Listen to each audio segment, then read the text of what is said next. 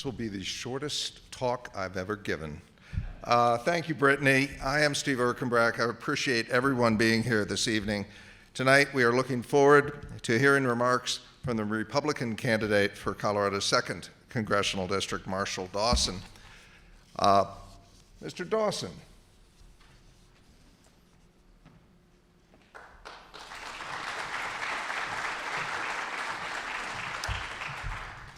We reached out to Congressman Negus's campaign, but unfortunately, they declined our invitation. So Marshall, thank you so much for being here, and for joining us this evening and your willingness to serve in elected office.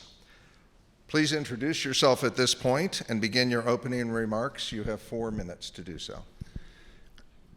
Thank you, Steve. Thank you to Club 20, to Colorado Mesa University, and to the Daily Sentinel. I am Marshall Dawson. I'm so happy to be back here in Grand Junction with you. And first, let me tell you a little bit about what CD2 is. You know, if you look at a map of Colorado, we would be kind of the north central part of the state. So on our western end, we have Routt County and most of Eagle County. But we reach all the way over the divide, past Fort Collins, past Boulder, and we even reach into parts of Weld County. So as you might imagine, this is a very diverse district. And many times, you know, we have competing interests. We are sometimes at odds with each other on either side of the divide. So let me give you a brief bio here. I was raised in central Kentucky on a farm, you know, in that part of the country, right? We call it farming. We don't call it ranching like we do here. And several years after I got an engineering degree, I left Kentucky, and I've been in Colorado for nearly 30 years now. So I've worked for large multinational corporations, for small business, which is the heart of America. I've been self-employed. I've seen it all. And I guess you could say that it was the rural America, the small town, that gave me my work ethic and my values. But it was the engineering career that sort of scratched that itch of being a true problem solver and making the world a better place. Well, in 2022, I decided to take a different path for trying to change the world. That was the first time that I ran for office. And, you know, we had some pretty bad things going on back then. But I'll tell you what, traveling the district and having so many different conversations, one of the things that was a common theme was how much of a detriment to people's lives the federal government can be. Whether it's unintended consequences or if it's more deliberate. There are people out there that are being hurt by the actions of our government, by too much government. And now, 2 years later, my gosh, I don't think things have gotten better. I mean, the economy has continued to be a problem for many people. It is more difficult to make ends meet. We have seen more illegal immigration, and the effects on our cities and our towns, how they're burdened by not just housing problems, but in some cases, crime. And sometimes, I swear, it feels like we are inching closer and closer to World War III. So I am running again, and I'm asking for your vote this November. And I'm deeply and profoundly disappointed that my opponent chose once again to snub Club 20, because I frankly believe that you deserve to hear from both sides here. This is really a lost opportunity. But you'll hear more about me here in a moment. I do want to get to questions. You know, one of the things that I remembered from last time was the thoughtfulness of the questions from the Club 20 membership. So I think this is going to be a good session. Thank you, Marshall. Appreciate that. And we will now move to the question and answer portion of the debate. And as Marshall just noted, we have 6 questions for you. They were submitted by Club 20 members and our partners. And you will have 3 minutes to respond to each question. First question. As industries evolve, There is a growing need for skilled workers in Colorado's 2nd Congressional District, making education and workforce development critical issues. How do you plan to enhance education and training programs in the district to prepare residents for the jobs of the future? Thank you for that question, Steve. I'm going to start off by saying that's not much of a federal responsibility. That's greatly, and to a large extent, part of the role of the state government. You know, too often when the federal government gets involved, you get things that you didn't expect. You get negative consequences. And you know, right now the federal government doesn't spend too much money through the Department of Education that actually goes to education within the states. However, the states do have universities. Many of the universities do accept federal money. And you know, grant programs is one way that students can be prepared for the future. I think many people right now would argue that universities aren't worth the money because of many of the things that are happening and what parents are seeing. We are seeing a diversion away from traditional educational programs. Now, while we do need blue-collar skills like welders and other tradesmen, you're right. You're absolutely right. The future and technology is moving along. In my current profession, I work for a high-tech company that is heavily involved in AI. And let me just say that one of the things that I would expect to see in the future is less skilled high-tech labor and more people who can drive the artificial intelligence models. So that is one thing that we need to start looking at in the future. Thank you. The second question. As the population grows, transportation and infrastructure and their needs of those are becoming increasingly urgent in the district. What specific initiatives would you support to improve transportation infrastructure in the 2nd Congressional District and address these needs of our residents? Another good question, Steve, thanks. This is another area where states have quite a bit of leeway. In fact, I was thinking about transportation just today. Do you know that CDOT's budget for this fiscal year is $1.7 billion? Now let's say that at the federal level, we decide that we do need to prioritize transportation inside of Colorado. Well, in CDOT's budget, they have $50 million of that is set aside for electrification. I suspect that in Colorado, they would really enjoy maybe doubling that, maybe tripling it, 10 times. But if the federal government prioritizes and gives money to the state, many times the states have the ability, they have the flexibility to not really honor that priority. They have the ability to redirect some other funds away from that. So our roads will still suffer if it is the will of the people of Colorado that they suffer. And right now, if you look at the leadership, the governor, and who's running CDOT, that is definitely what's happening. Thank you.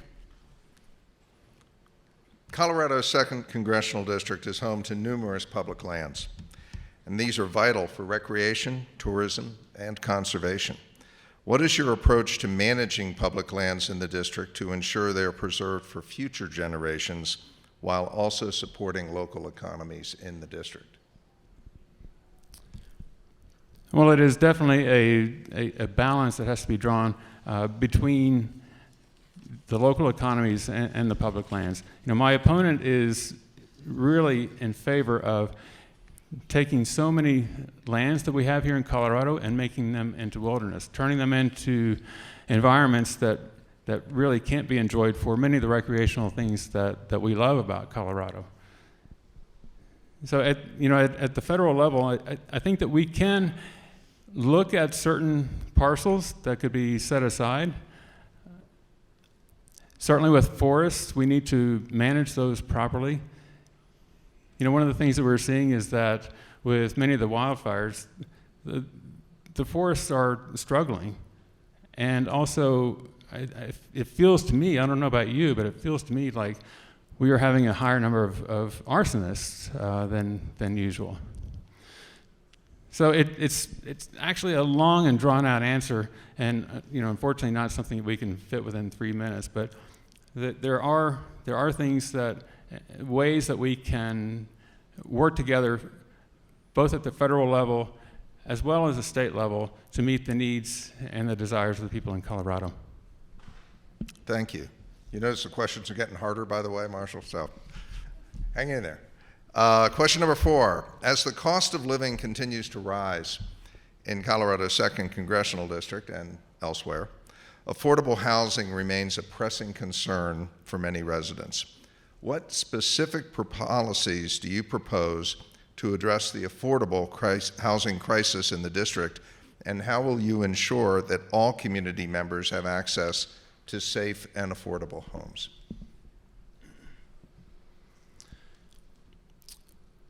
Well, the phrase of affordable housing is kind of a catchphrase for let's take money away from middle class and wealthier individuals and create housing for the lower class. What we should be focusing on is not what we typically talk about as affordable housing, but rather housing affordability. And what affects housing for affordability? It's many of the hidden regulatory costs, and it's local municipalities that are affecting that. It could be as benign as it takes too long to get a building permit.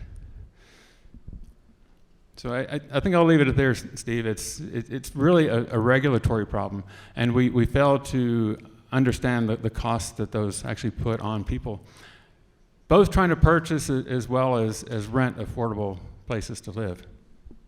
Thank you. I think the next question may have something to do with our sponsor, but that's just a guess. Access to quality health care is crucial for the well-being of constituents, especially in the wake of recent public health challenges. What strategies do you advocate to improve healthcare access and affordability for residents throughout the district? Well, the one thing that I know is the more that we have nationalized healthcare, the more expensive and harder to gain access to it has become. And so rather than come up with yet another government program or something like that, we need to explore options to where we can have better access to, let's call it private sector healthcare. Maybe that's concierge service or something like that. But the problem is often we have people who get into a position where we give them a program, to be able to access health care, but then the doctors, the physicians, the facilities aren't actually available for them to use. Thank you. Last question.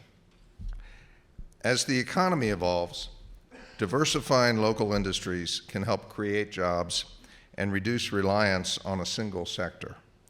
What initiatives would you implement to encourage economic diversification in Colorado's 2nd Congressional District, and how will you support the growth of emerging industries for sustainable job opportunities? Well, I think that one of the challenges that we're going to have is energy. And so I am definitely a proponent of having affordable energy, abundant energy for everyone.